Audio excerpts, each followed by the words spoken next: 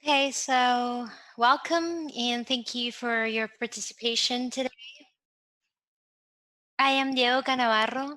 I am the head of public policies at Internet Society for Latin America and the Caribbean, and I am glad to start this collaborative session on digital rights with digital rights, the EFF, and our friends at ITS Rio, as well as with other organizations that today launched the Global Coalition for the Promotion and Protection of Encryption.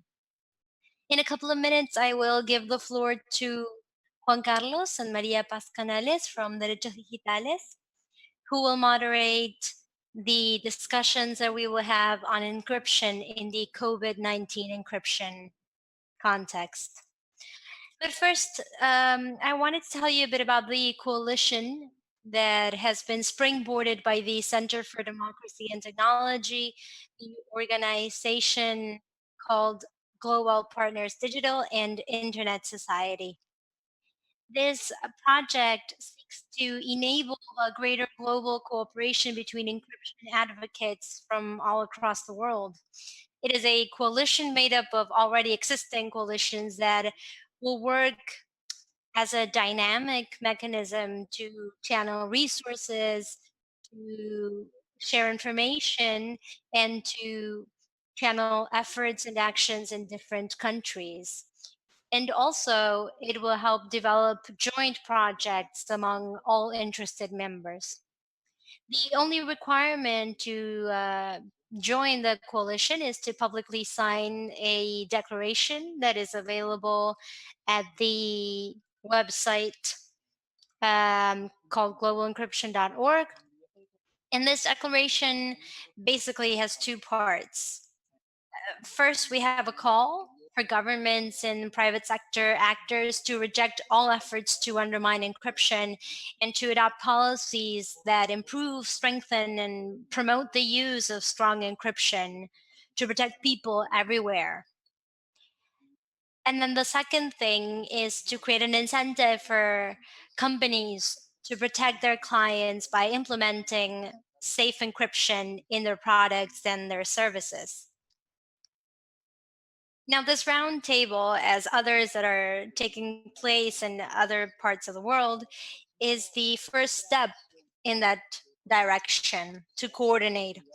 There are an opportunity for us to openly discuss the matters as a starting point in the process of identifying what we can do together in the future in the LAC region. And now, to get started, I would like to give the floor to the people at Derechos Digitales who will begin the discussion sharing a brief presentation on the fundamental concepts that we discussed today. Hi, good afternoon.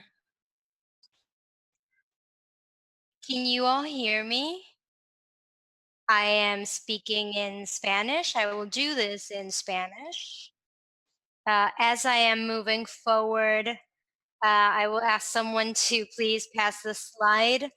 But this is an introduction. I want to also apologize on behalf of Maria Paz.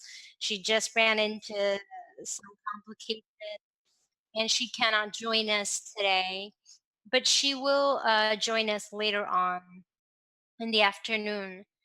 But what matters today mostly is for us to bring to the table very basic concepts about the general perspective with regards to human rights in connection to encryption. And now that I move to the next slide, from a very basic point of view, encryption is what we understand as a reversible cryptographic operation that transforms data that is meaningful, that is initially unprotected, um, into illegible data. So the idea is from something legible into something illegible, and it is done using an encryption key. So that text that is encrypted is protected because it cannot be understood unless it is decrypted.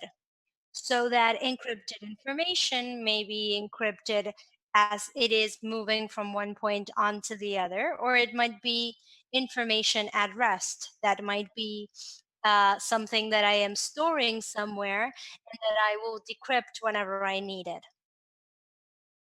Now, the importance of encryption for us is essential in order to protect human rights. I think we skipped several slides, but it doesn't matter. Um, and what happens is that throughout the past years, we understand that encryption is also a way to protect all other fundamental rights. It is part of technological progress that allows us to freely express our opinions at a digital plane, but it's also essential for us to exercise other rights, such as economic, social, cultural rights, the right to private life, to assemble pacifically, and even have the right to our life and to our physical integrity. And in that same sense, I'm sorry because I'm going in not I'm not going in order today, but the importance of encryption to protect human rights, as has been expressed and it has been uh, discussed by many of the members of this coalition, implies that we are protecting people from their data being exposed. That is, that all information that is encrypted, because other people might actually access it, will remain unknown and no one can use that content against them because it is encrypted. It is also important because it provides security in the everyday behavior of people whenever they're using technological tools. In as much as encryption allows users to trust systems to protect sensitive data, and it also allows for certain information to only be accessed by interested parties. And finally, if we consider something that is, I think, closer to the realm of human rights, encryption is a way to provide the interests of people that belong to very sensitive communities. It protects their rights in as much as there are certain communities that need their information and communication to be protected from any intermissions. They can perhaps be activists, they can be journalists, they might be working towards the interest of especially vulnerable people, such as children and teenagers. And in a way, encryption is safeguarding their individual rights. Okay, let's move forward because I'm not going in order. So, lastly, the international system of human rights has been capturing the importance of encryption, for example, through the resolutions that have been approved by the Council of Human Rights of the United Nations. There is one called the resolution for the right to privacy in the digital era that has been amended several times. But as of 2017, the preamble and the recommendations discuss the importance of encrypting and hiding the identity and the information of public people. And it understands that encryption is a technical guarantee that protects the rights of people.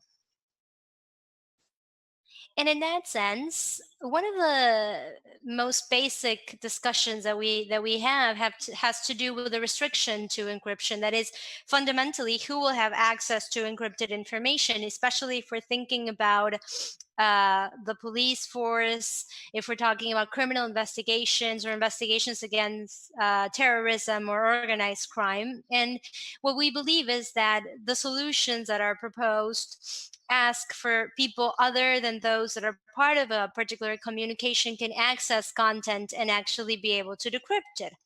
And if we consider this from the point of view of human rights, we believe that restrictions to encryption should meet the requirements that restrict going against any fundamental right. That is, that they need to be strictly limited and they need to meet the principle of legality, proportional need, legitimacy of the goal. So the notion of being able to restrict encryption from a technical perspective is not possible. And because of that, we shouldn't actually hold on to an idea that we can restrict encryption without at the same time actually hindering human rights. Within the Latin American context, when we're protecting fundamental rights, um, that is one of the basic aspects of our constitutional laws, not only at the level of national constitutional laws, but we also subscribed international um, laws as well. And even if those international laws do not necessarily directly discuss encryption, they still protect communication and the privacy of communication, and they discuss the secrecy of information. And that is necessary to bring to the spotlight, because we need to understand that that goes forward in the interests of people. And now moving forward, we need to understand that when we are using encryption, we're not just protecting our rights, we are actually exercising our rights. We are realizing ourselves as individuals in as much as we can search for information without fear of intermediaries. We can share our opinion without fear of retaliation. We can exercise our rights because our communications can actually work in the in light of us exercising our rights. And in as much as the technical condition of encryption exists, the rights that are being protected will remain as protected as possible by that encryption, because that encryption will hold in the face of man in the middle attacks, for example. So that is why today, as the Global Coalition for Encryption work begins, we need to say that by protecting encryption, we're not just protecting technology, we're also protecting our fundamental rights. Thank you.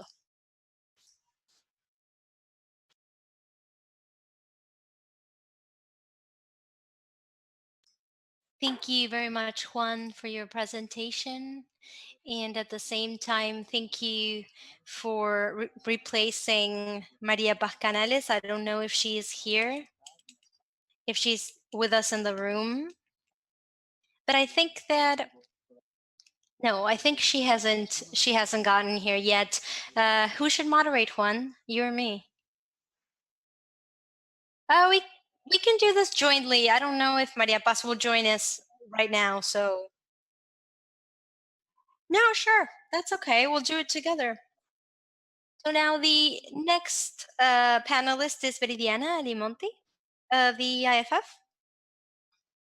She will share the perspective of the civil society in our region, and she will discuss a global perspective of the civil society with regards to the importance of encryption in the work of civil society organizations. Veridiana?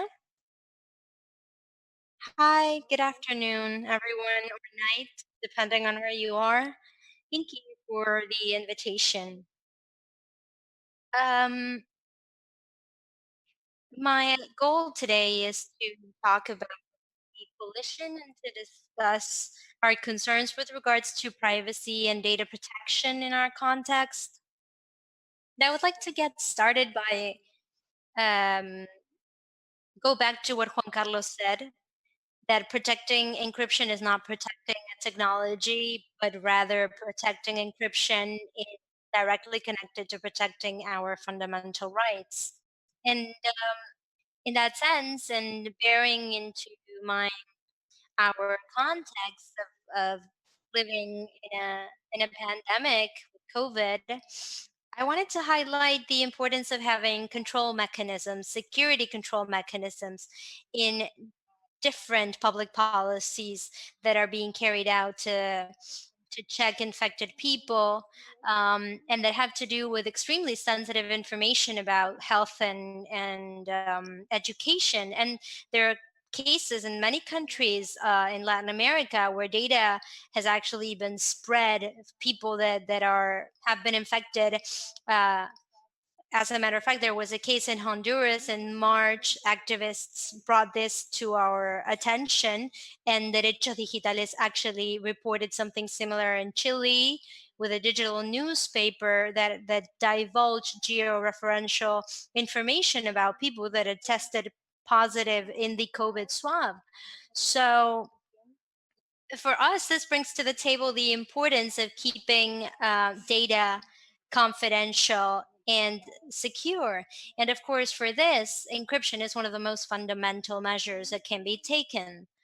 Um, Also, when we're thinking about fighting this problem, we know that we have georeferential tracking, proximity tracking, economic aid measures that use information that comes from the citizens, and all of that requires proper protection.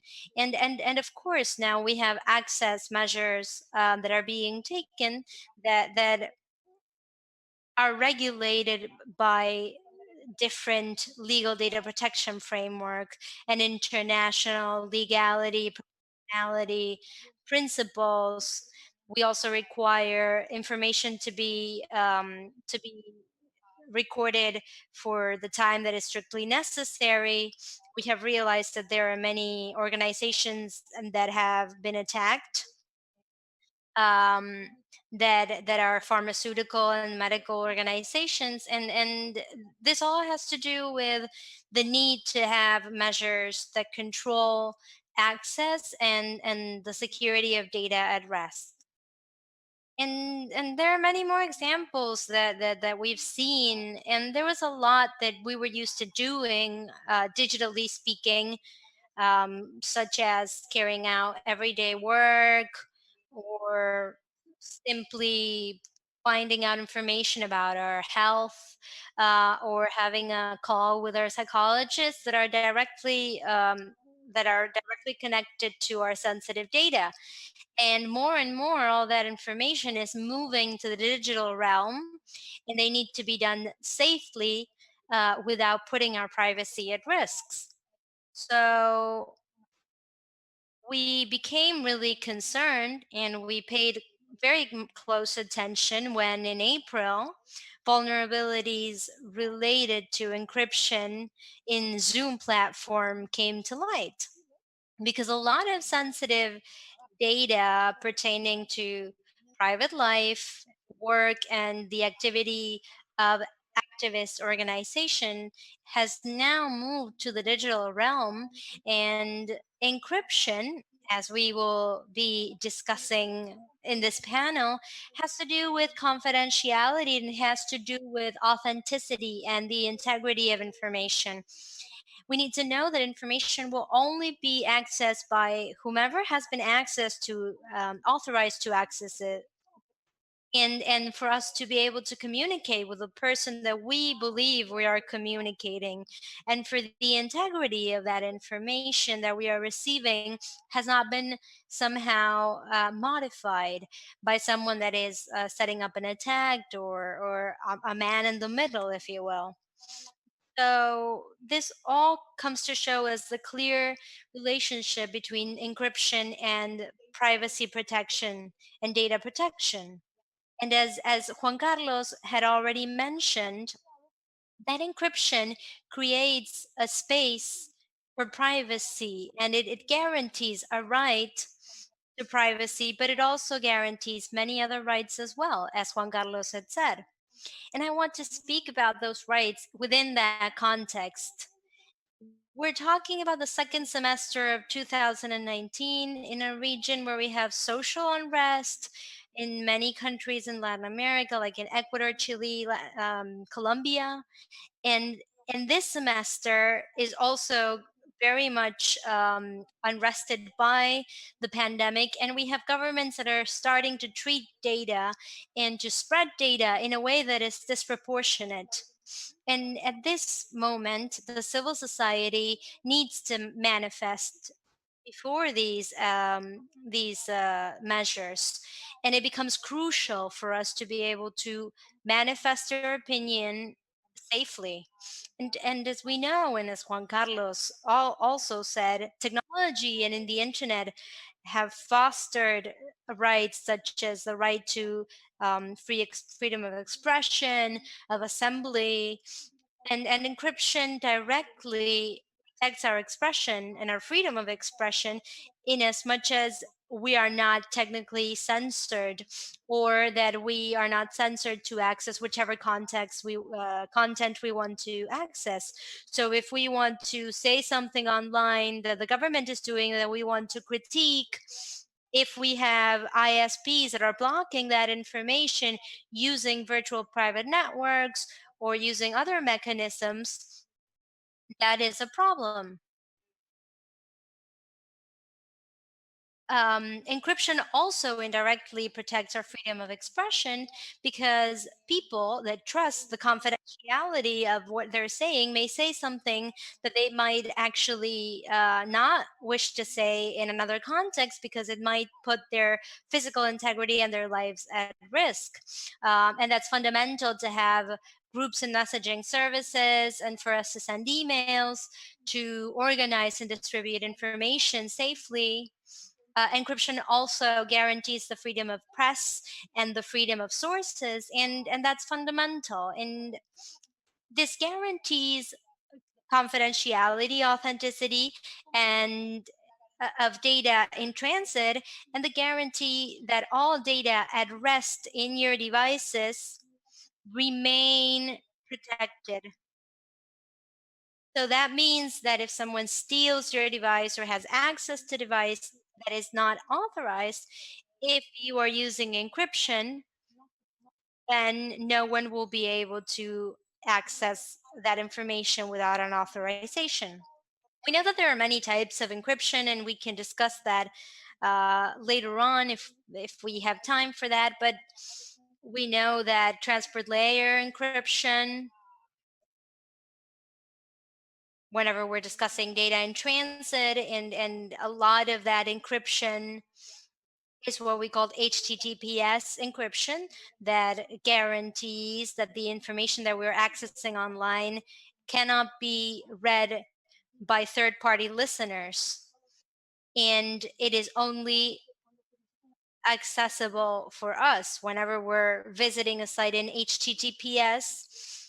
The website is hidden from anyone else that might be listening, and that's a protection that, for example, doesn't exist in the HTTP traditional connection. So virtual private networks and end-to-end encryption used in apps such as Signal and WhatsApp also allow the provider not to have access to your communications, and that is also fundamental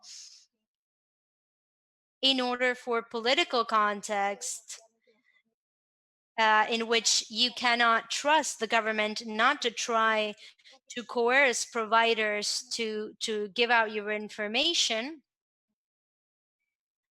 not to happen. So in that sense, government and companies cannot access basic information about the activities and measures of activists, journalists, and vulnerable communities. So, all of that technology is fundamental in order to guarantee multiple rights.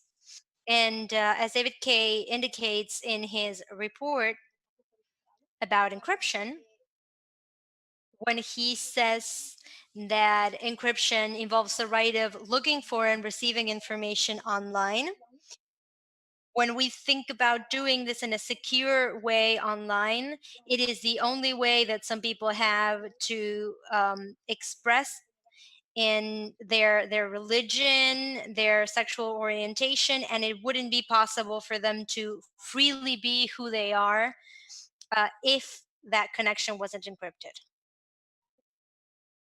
And I think that for our initial talk, I can stop here, and someone else can take it from there.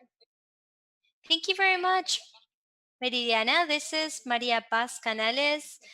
I am so sorry. I had a bit of an impasse, and I couldn't be here at the beginning of the session. So I want to introduce myself. I am Maria Paz Canales. I am the executive director of Derechos Digitales. So now Carlos Alfonso de Souza will now join us.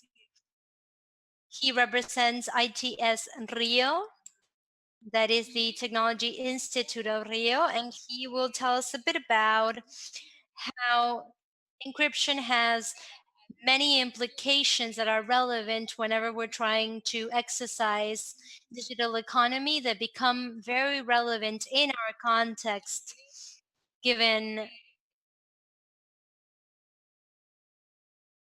the fact that we all need to very much interact using with digital channels because we're confined and because we're living through a pandemic. So let us welcome him so he can tell us a bit more about this, and we can um, continue to consider different approaches that show us why encryption is fundamental in the exercise of our rights.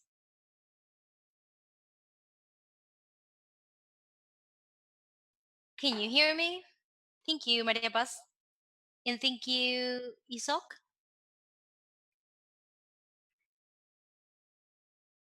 Thank you, everyone at Global Partners, for the invitation and for having me here today to tell you a bit about encryption in the region and also to give you a panoramic overview of the effects that protecting encryption has in the region. I think that Juan Carlos and Veridiana have already made it very clear what some of the general implications are of having encryption. And going back to some very important aspects, we know we need to use encryption not just as a protection of technology, but as a way to guarantee fundamental rights. And whenever we're talking about fundamental rights, we're not just talking about diversity and privacy and data protection, but we're talking about freedom of expression, um, freedom of private autonomy, and other ways of understanding how an individual's life without encryption would be at risk, because encryption is a way for us to carry out our everyday activities in a secure way. And that's very important for us to remember. And also, in these times where we are battling COVID 19, we find a growing movement towards digital platforms, and it becomes more important for us to connect in a secure way. And as Veridiana was saying, she was mentioning vulnerabilities in apps such as Zoom, and we have found other apps that are vulnerable as well, and that the private and public sector are using.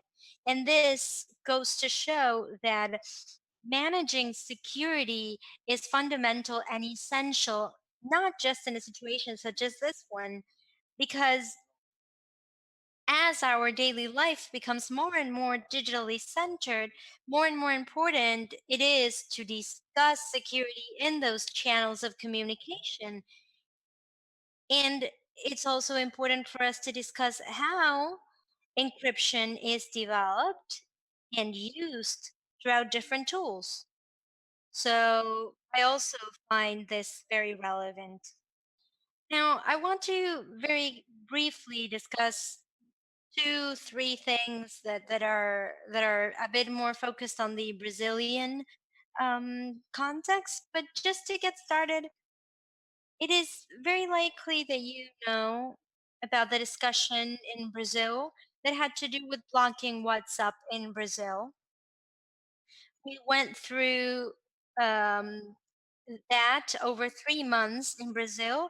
And I thought that the discussion regarding what happened with WhatsApp in Brazil is important because this happened since the company was actually not meeting the demands, the legal demands to make content available for the government and for law enforcement. And it is important for WhatsApp to have end-to-end encryption.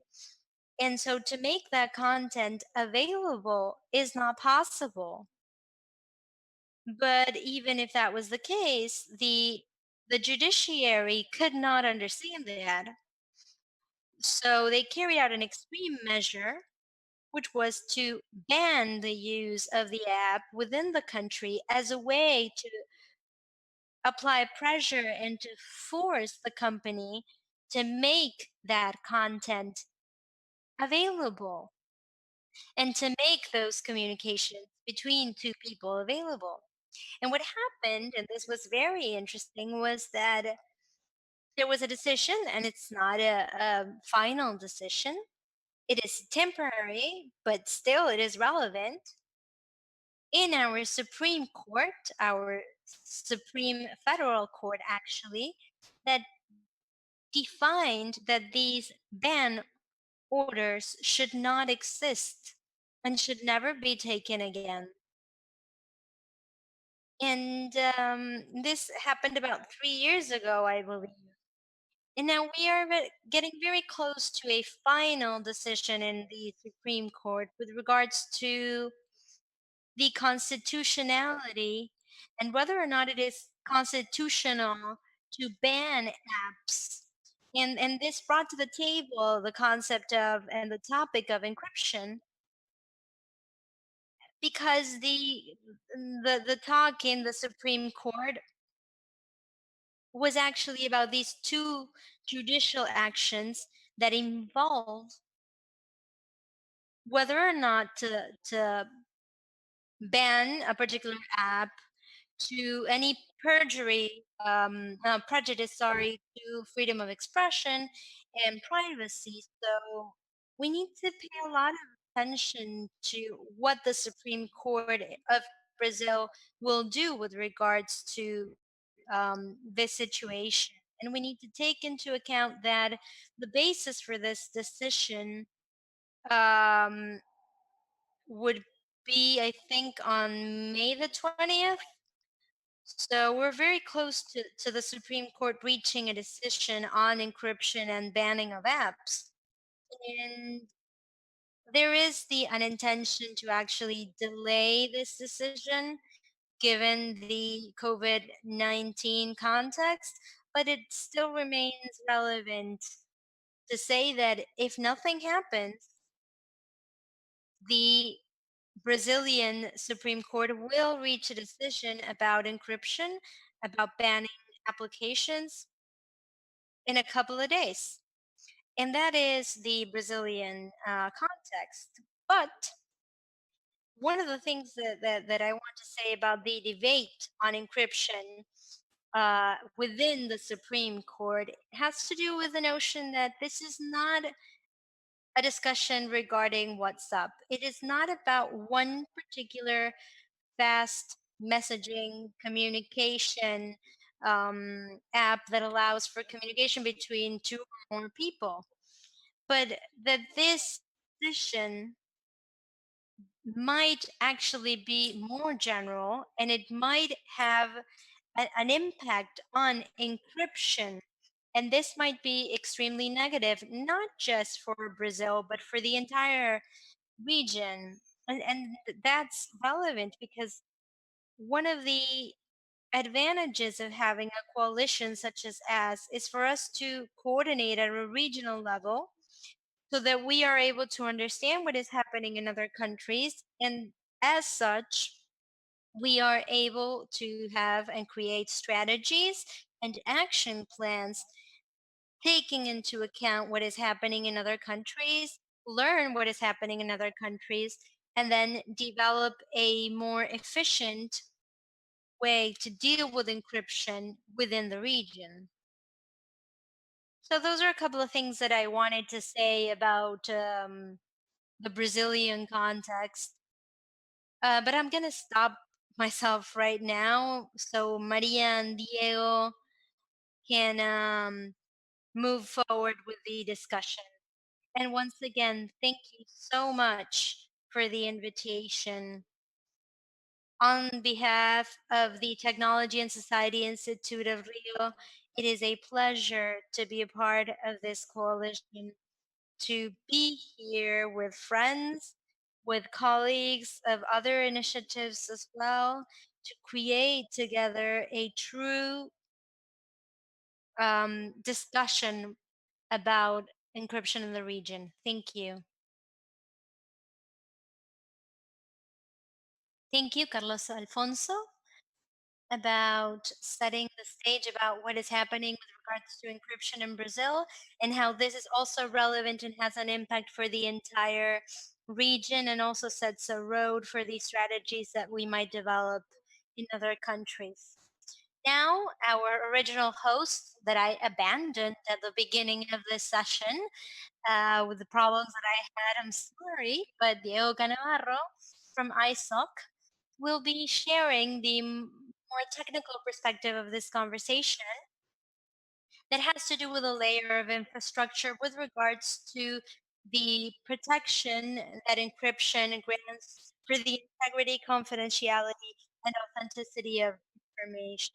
So, from that perspective, we will close the first part of the session, and then we will then open the discussion in the time that we have.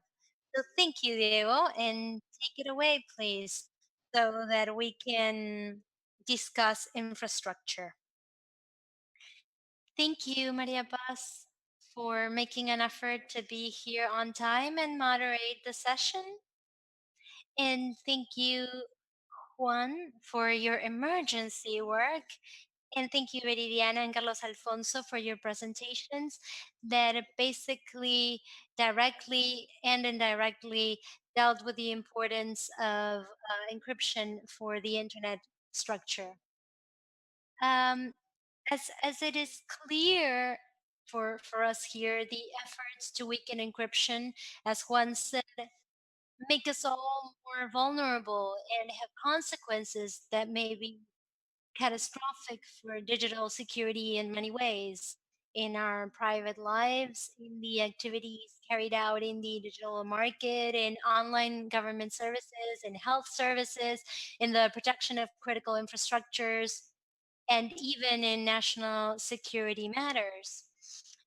Especially here in LAC, where there are civil society organizations that for decades have been fighting to protect and promote fundamental rights of people, the discussion around strong encryption is very well known.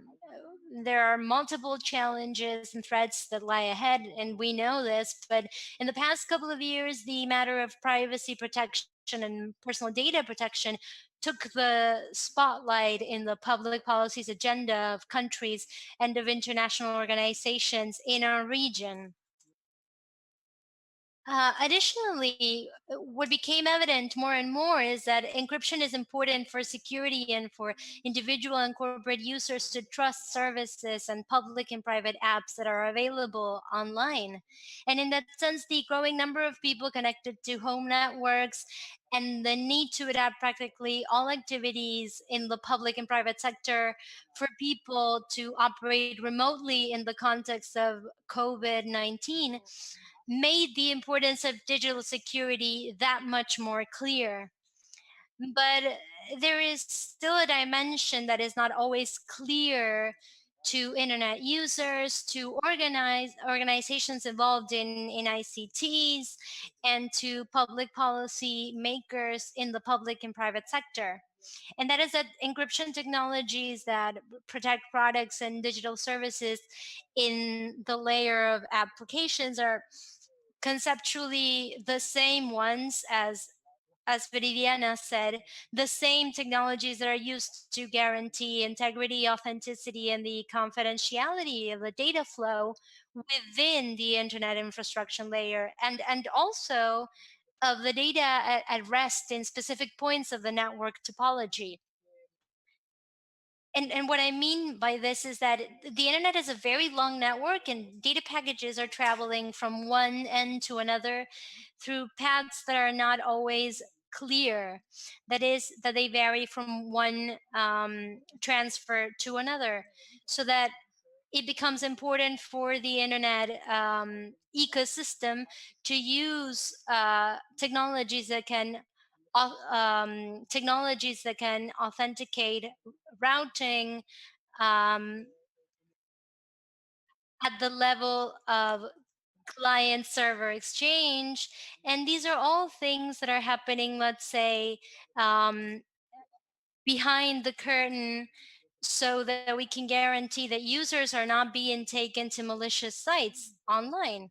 Also, within that context, it is important for data that is flowing remains confidential without the possibility of multiple intermediaries to access them. And encryption helps with integrity as well of that data flow. That is because it allows for detecting changes in the content and in the meaning of a message.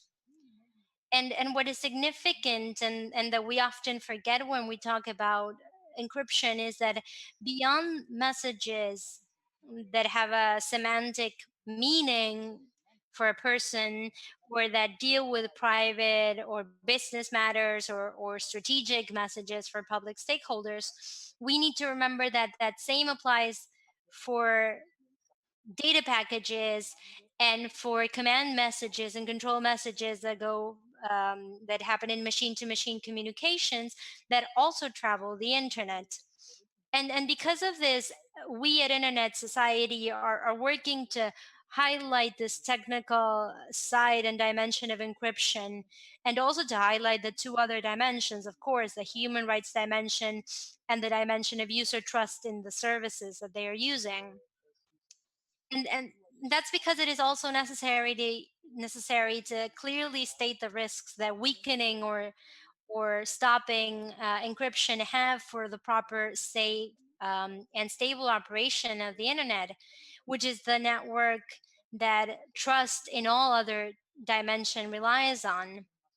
And this operational dimension of the internet, which involves technical and technological components that are not so easily perhaps understood, or that perhaps remain rather invisible on the surface of the services that we are using,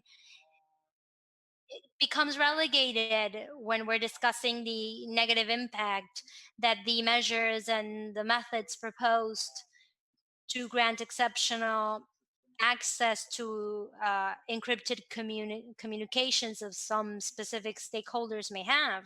And we might go into detail after about this. But intuitively, we all know the scope and the risks associated with the measures that are trying to undermine and weaken encryption. But when we consider the size and we consider the complexity of the internet and the amount of stakeholders that are a part of the topology of the internet from a socio-technical perspective that is a bit broader, we realize the extension of the risks and of the threats to confidentiality, integrity, and authenticity of those thousands upon thousands of gigabytes that we are sharing. And so, from Internet Society, in our global campaign to protect and advocate for encryption, we are trying to achieve three things. We want to guarantee that relevant public policies and regulations uphold or commit to use end-to-end encryption. and all different forms of encryption. We want to have measures that either directly or indirectly um, weaken or threaten the use of encryption and technology. And then we want to defend technology per se. And then finally, and very importantly, we want to encourage all ISPs to include end to end encryption, either as a by default option or at least as an option that is available for all users.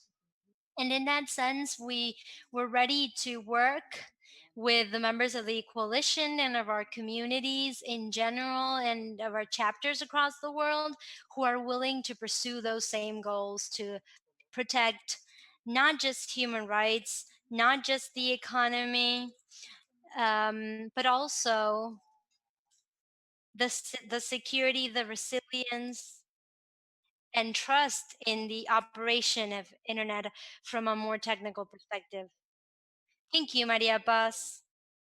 You have the floor now, and if you have questions, you can ask. Thank you very much, Diego. I also want to thank the other panelists, Carlos Alfonso and Veridiana, because I think all three of you have shared a very panoramic vision of the different aspects and narratives from which we can discuss the importance of encryption that are important because they complement each other, and they also discuss the need that we have to protect and better protect our rights from a digital perspective. And the idea is that we look at this from a joint perspective, because if not, we can start treading very separate, different paths. Some people can discuss rights, some people can discuss technical aspects or economical aspects. But the way in which you have built your commentary shows how each of those elements is strongly linked to the other. So now, as a moderator, and in second part, part mic part, I want to invite you to ask whichever questions that you may have, if they're general or not, or if you would like to say something or give your comments. Uh, Please share any comments that you may have, but I do want to ask you something. And what I want to ask you, I'm sorry, I speak so fast. I'm sorry, the interpreter must really be having a hard time. What I am trying to ask you and ask the panelists is to discuss one of the elements that you were saying today. You talked about contexts in which encryption becomes particularly relevant in the context of the COVID pandemic. And I would like to ask you specifically about your opinion on the role of encryption in connection to the initiatives that are being carried out in different countries that have to do with how to handle information pertaining to health. I would like for you to explain your vision about the implications of reinforcing the implementation of encryption with regards to that kind of information. And what do you think is going on specifically in your countries? Is this a concern at all? Is this something that has been evaluated? Uh, is anyone considering how technology is being used in this pandemic? Does anyone want to start from there? And then we can start sharing opinions and reading questions.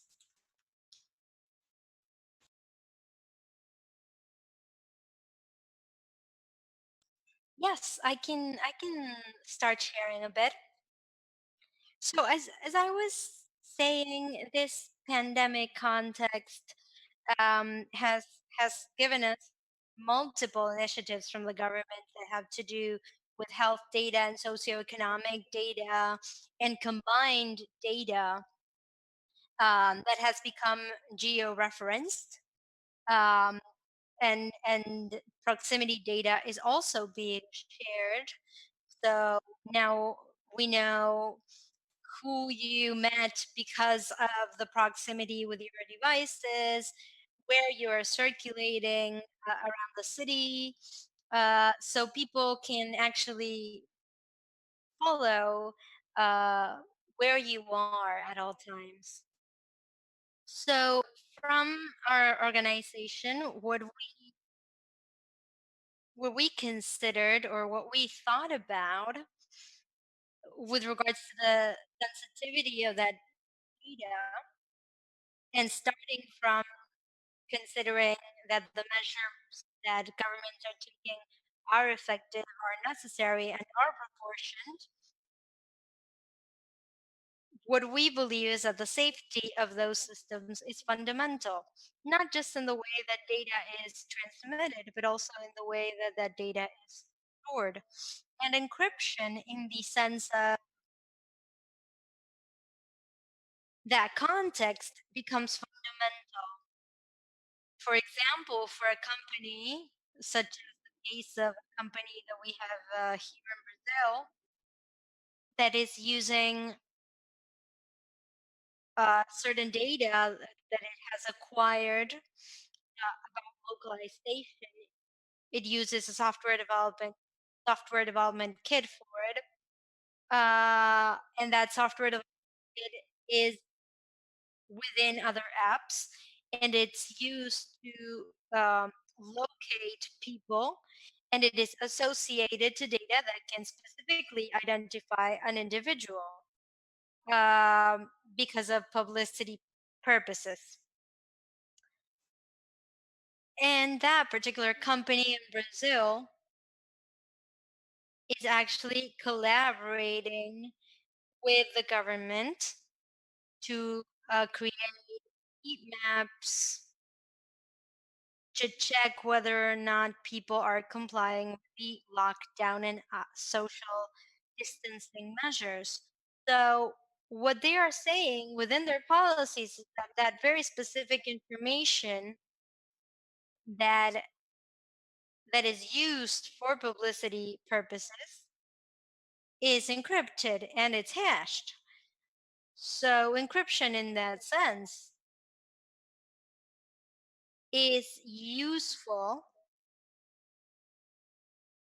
because if any data is actually leaked to a third party, it may not be verified or understood.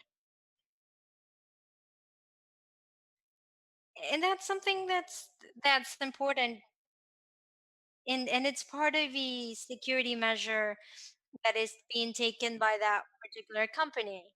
And also it should be noted that not just those initiatives require for anonymous data, but mainly whenever we're talking about location data, geographical location data, albeit anonymous, show patterns of movement and circulation that can very easily be re-identified. So, in those initiatives, encryption becomes important, not just in the way that information is transmitted to a government, but also in the way in which it is stored within a system. And in that sense, from our organization and what we've been writing in a series of writings about digital rights and COVID, we highlight the importance that those security measures are transparent, that they are independently audited, that access controls are verified, security measures are verified within those systems. And of course, in that encryption plays a fundamental role. Thank you, Veridiana. I know that there are people in the audience that want to ask a question. You can speak up or you can write. Go ahead. Hi. Ask your question. And please say who you are. I'm sorry, I'm going to speak in English.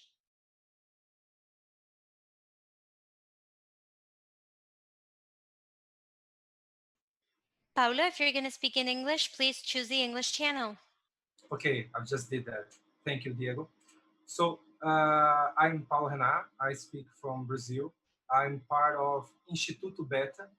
We are an NGO, and our main issue is democracy and internet, the interchange between these two society fields.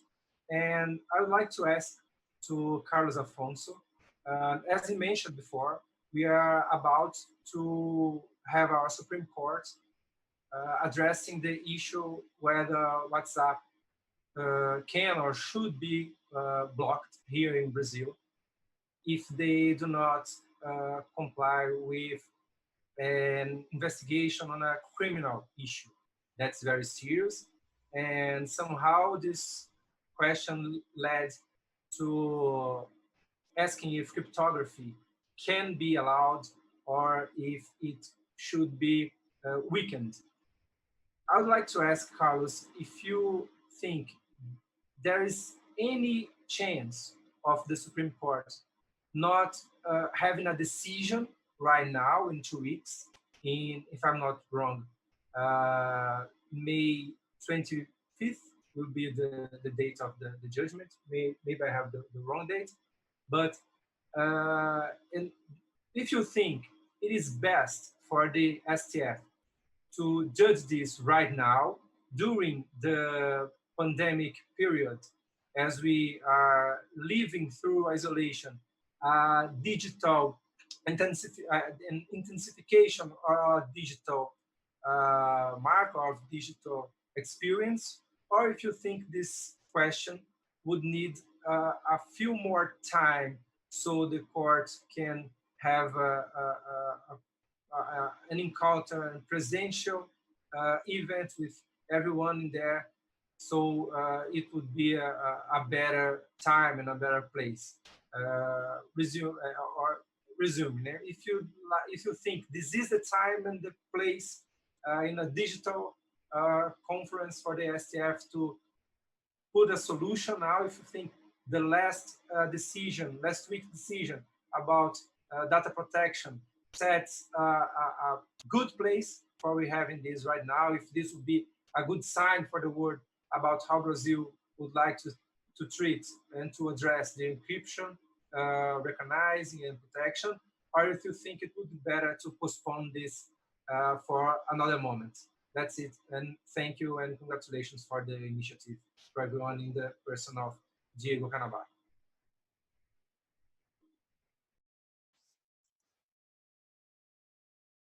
Thank you, Paula, for your question. Just to be clear, as ITS and the BETA Institute, which is the institute that Paulo represents, actually petitioned the Supreme Court requesting they do not make a decision right now, actually next week, and we will find out whether or not this is happening, I think, later today or tomorrow. So this is something that is ongoing, and we will find out whether or not our petitions will be successful or not. But my personal opinion is that this is not the time nor the place for us to actually come to any decisions about encryption in Brazil by the Supreme Court while we are in the midst of fighting COVID 19, especially because if the Supreme Court comes to a decision that might have an impact on encryption at this time, what we're discussing is the application of multiple solutions to combat a pandemic in which encryption becomes a fundamental element. It's an essential element to develop those tools. So I don't think this is the best time or the best place for us to have this debate at the Supreme Court. And also because these rulings are being made without the participation that we would like to have if everyone could actually be present in the Supreme Court. And in order for us to have a dialogue and a proper discussion that we ideally would like to have. So we set a petition. We actually presented a petition to the Supreme Court today, pleading for them to postpone their decision. I'm sorry because I don't speak Spanish or Portuguese. I'm speaking something that is whatever. I don't know if there's someone that interprets what I am saying. I know that there's an English interpreter and a Spanish interpreter. I don't know if there's an interpreter for me, but next time for the next webinar, let us get a channel for the language that I speak. For us that don't speak English or Spanish properly, get someone that actually understands them. But I would really like for this decision not to be taken today or this week. I think we need more time so that we can have a public debate, um, because encryption is a technical topic that requires further communication and discussion in technical media, within the press, and we need to broaden the discussion. So hopefully that will happen, and we will keep on fighting and will remain ready and expectant to see what the Supreme Court has to say, what it is that they will do. We will find out today or tomorrow. Thank you, Paulo, for your question.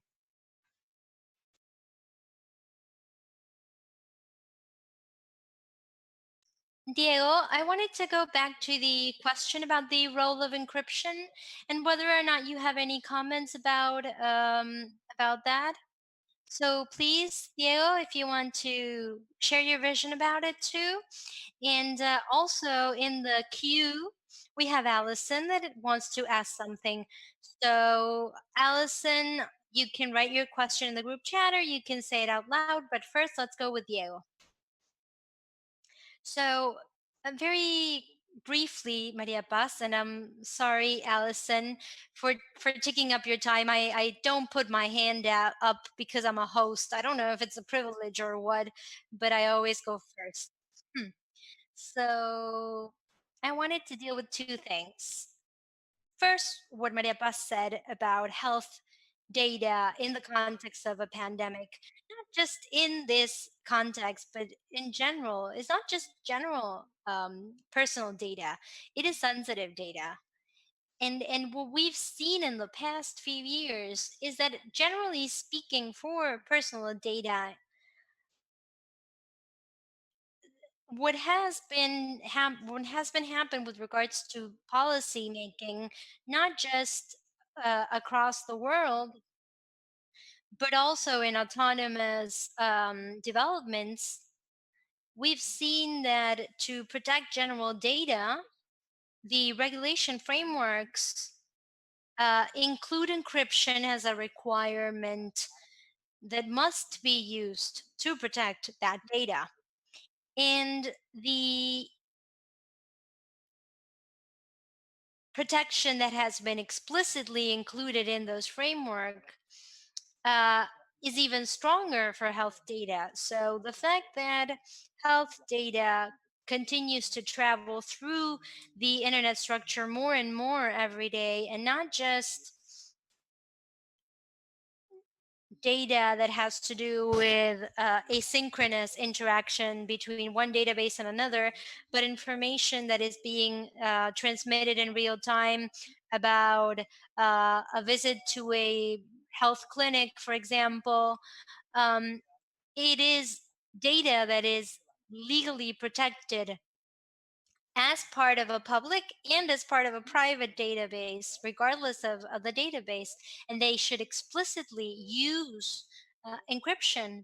And the solution that was adopted in Brazil is not to talk about encryption explicitly, but to say that in the event that a database security is breached, the severity of that event or the gravity of that event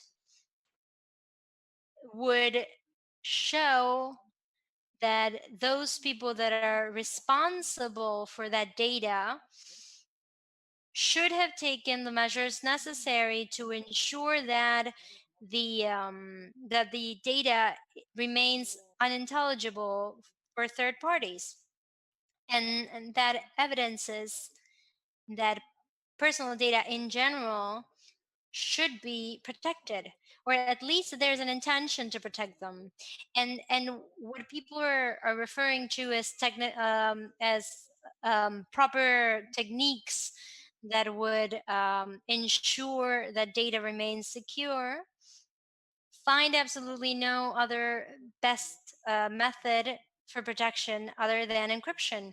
So encryption becomes the best way for owners of public and private database to change their practices in order to comply with legal frameworks, be them international or national, specific or broad, comply with them.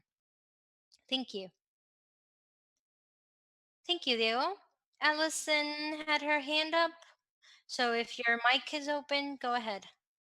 Hello, my name is Alisson Poça. I am a lawyer from Brasilia in Brazil. Are you hearing me?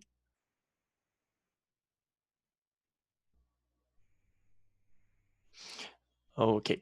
So my question is about the role of encryption in the scenario of implementing 5G technologies here in Latin America. In Brazil, we have this discussion that I'm certainly will be fueled by the pandemic of um, since we are getting the infrastructure for 5G technology from companies from another countries, and United States is saying that we shouldn't take the technology from a Chinese company because of privacy issues, and we know that American companies have the same issue, but since this is a issue, the security, the privacy in 5G communications, and we are having this pandemic that's fueling the debate of data protection. What do you think, Diego, or anyone that can answer this? What do you think the role of encryption could be in this? How the Congress could take an approach to put encryption in the center of this discussion so that we are really worrying about privacy and not just some geopolitical, mediatic discourse.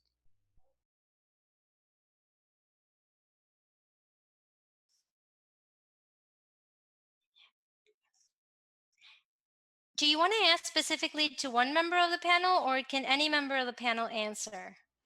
Any member of the panel can answer. I would like to hear your takes about that.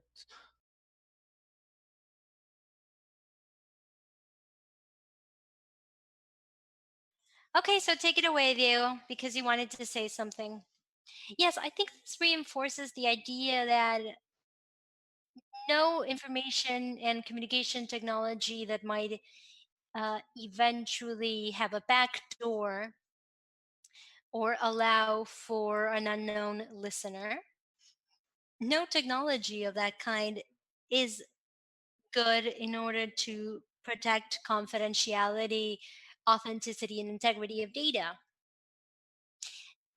But even if that's the case, and I'm sorry, but that's what we've seen across the world. If people don't trust the technology, they don't use it.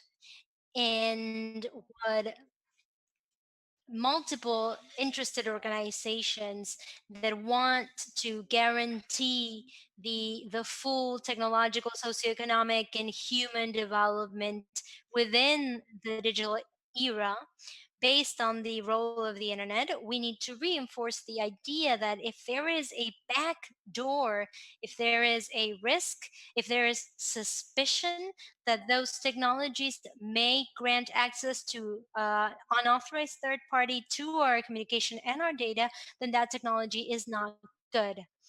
And what we need to do is to advocate for end-to-end encryption as a measure to have users protect their own data, and then to move forward in our efforts that are the efforts of this coalition, so that no one may undermine and weaken the use of encryption technology when developing technology, when implementing technology, and when choosing different types of technologies as a public policy measure in our region.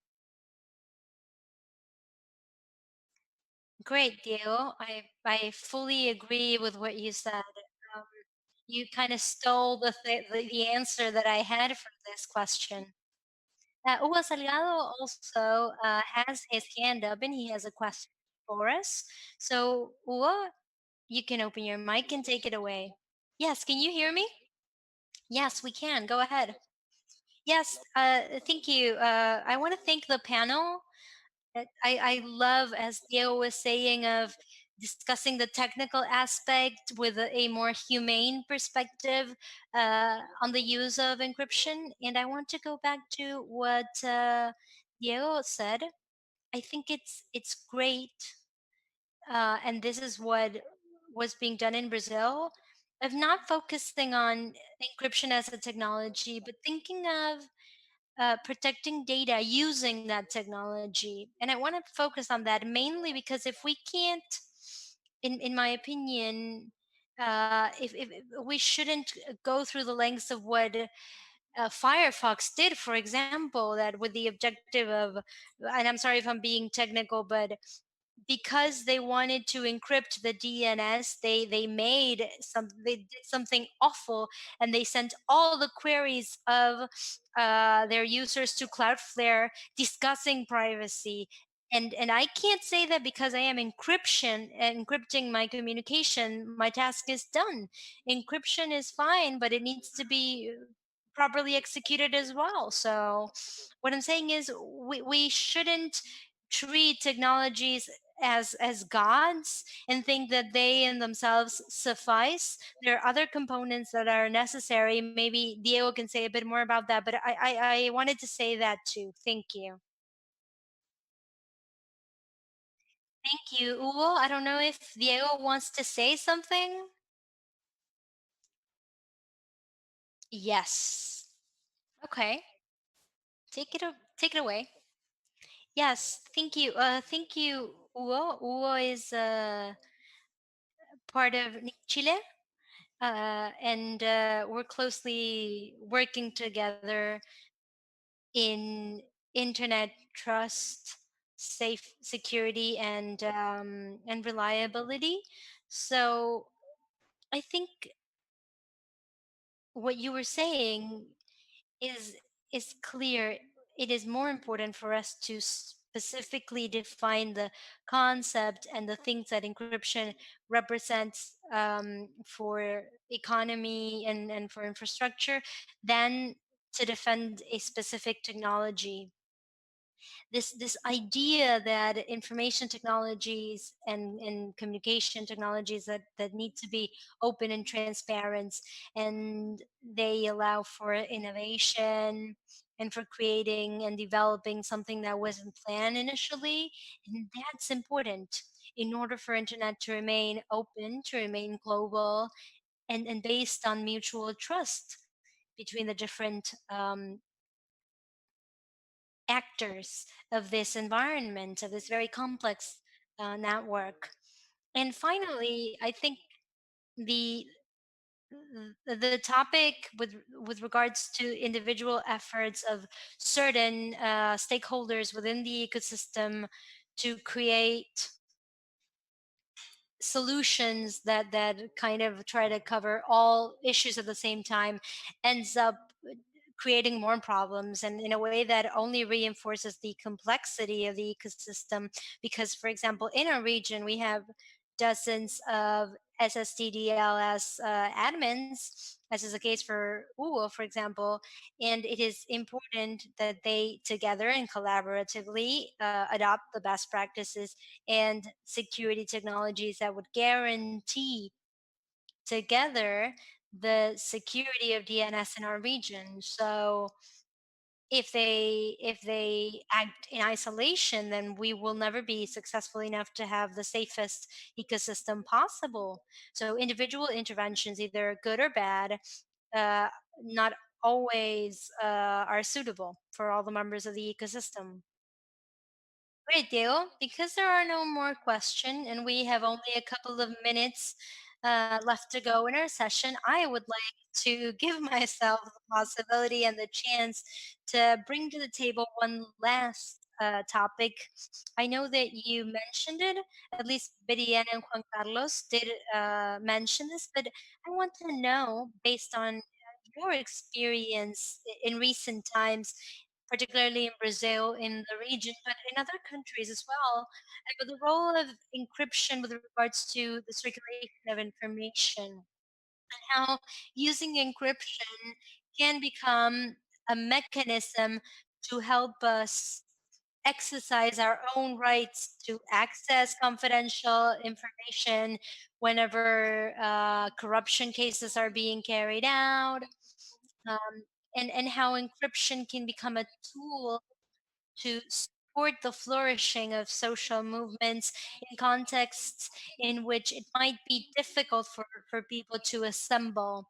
So maybe Veridiana or Carlos Alfonso might have an opinion about how to look ahead with regards to the the uh, encryption as a tool to help activism in topics that are as diverse as environment and social justice, for example. So we have movements that are right now using digital platforms, and they need to know and they need to understand how to use these tools. So how can we create better communication tools to explain this from our perspective as technicians to those people that are using that technology in order to protect fundamental rights or to help others exercise their own public freedoms?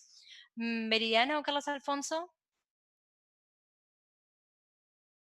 Yes. So I think you could say a lot about this, but I think there are multiple contexts in this region, for example, that have to do with indigenous community and their environment, and multiple cases, such as the cases of Chile with the Mapuche communities and the hurricane operation in Central America, where we have cases such as um, harassment and persecution of activists and indigenous communities with regards to environmental justice. In Brazil, we have cases of espionage of indigenous communities and socio-environmental activists, not just carried out by the state, but the government, but also carried out by corporations. There are many violations to human rights as well. For example, here in Brazil, that are connected to what happened to us with the big events in our history. And within the region, we have harassment and persecution of journalists that investigate corruption, that investigate uh, schemes within their governments. and they are distinctly but similarly persecuted in by their governments, and the need for them to carry out their investigations, for them to talk to their sources, and in the case of activists and communities that are vulnerable, for them to get together and get organized, to mobilize even, not just for them to organize internally, but also for them to safely uh, discuss when they will assemble and manifest against government repression. And a lot of the times for them to even speak up against actions carried out by the governments that there are against the rights of people and the rights of communities. And for all of these examples, encryption, with its authenticity, security, and integrity, becomes fundamental.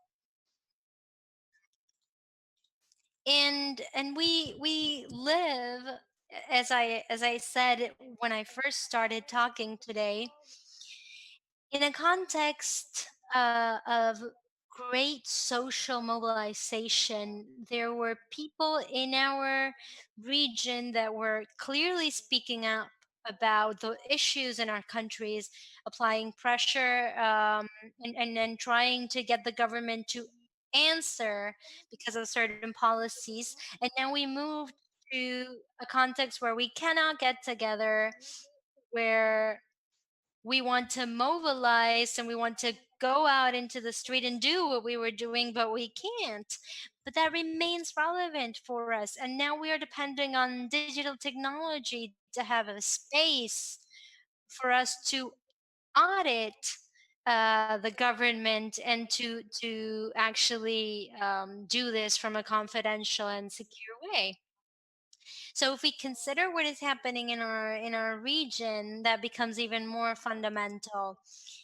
And also because we have a complex history of quite a lot of negative situations in which intelligence services, vigilance services, um, cannot be audited in our region. And a lot of the times they buy surveillance technologies. I think Al Sur created a documentation on that, and they actually brought to the table um, what was happening in our region, and we know that they are used in a corrupt way as well. So security for us to investigate this and for us to share that information is crucial.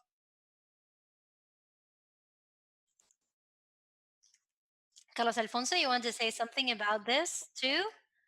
Go ahead.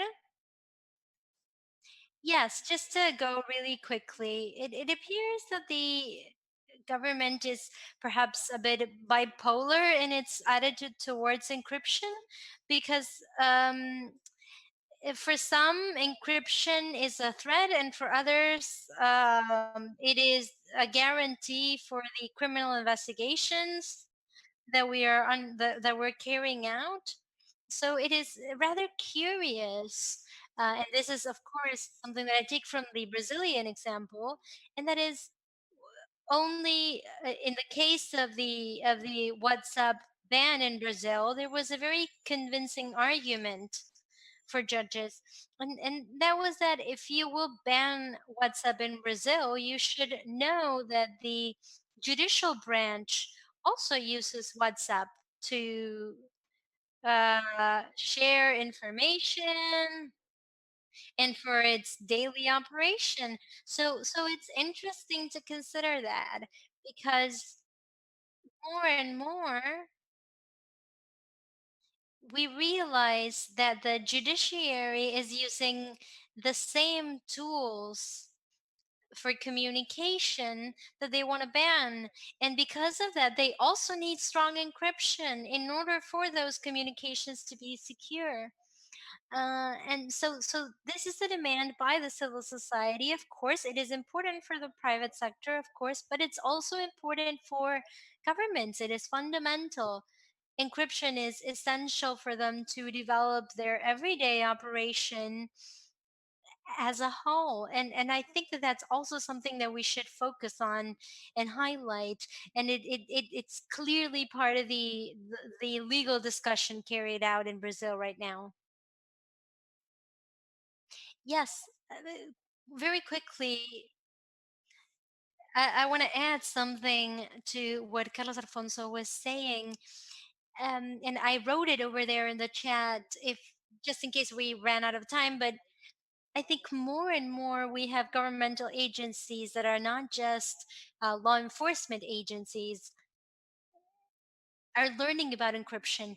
And as members of this coalition, it is important for us to reach out to them. In the case of the United States, there is a huge difference in the interpretation about the role of encryption between the Justice Department and the Defense Department of the United States. Because while the Justice Department wants to restrict encryption to carry out certain criminal investigations, the defense department, the I think it's the National Defense or National Security Department, publicly said that encryption is necessary to protect soldiers who are out in the battlefield, because they are using whisper and WhatsApp technologies to communicate with each other.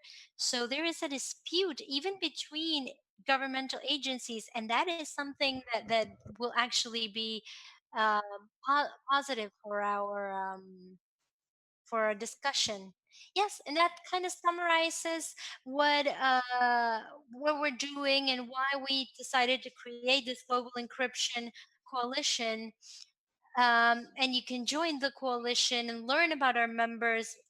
Please go to the Global Encryption site to join us, because this is a topic that requires further debate, of course. And as Diego and Carlos Alfonso and Veridiana said, there is a need for this conversation about the use of encryption to become cross cutting and not just something that is monopolized by the government or by certain sectors of the society. It is not just a technical topic. It is a technical topic, but it directly impacts the way in which we exercise our right, the way in which we exercise democracy through digital media. And COVID-19 also taught us that it has an impact on how we interact at economic interaction, education, health service level as well. So this is a springboard for us for this global task that we want to carry out. Please stay connected and become part of this movement to try to have an impact and advocate at a regional level to show that encryption is fundamental to protect and exercise our rights to the fullest extent. So thank you for participating here. Thank you, Carlos Alfonso, Veridiana, Diego, and everyone who joined us today all the way up to this time, because we're already 8 minutes out of time. So thank you and see you next time. Thank you very much, everyone.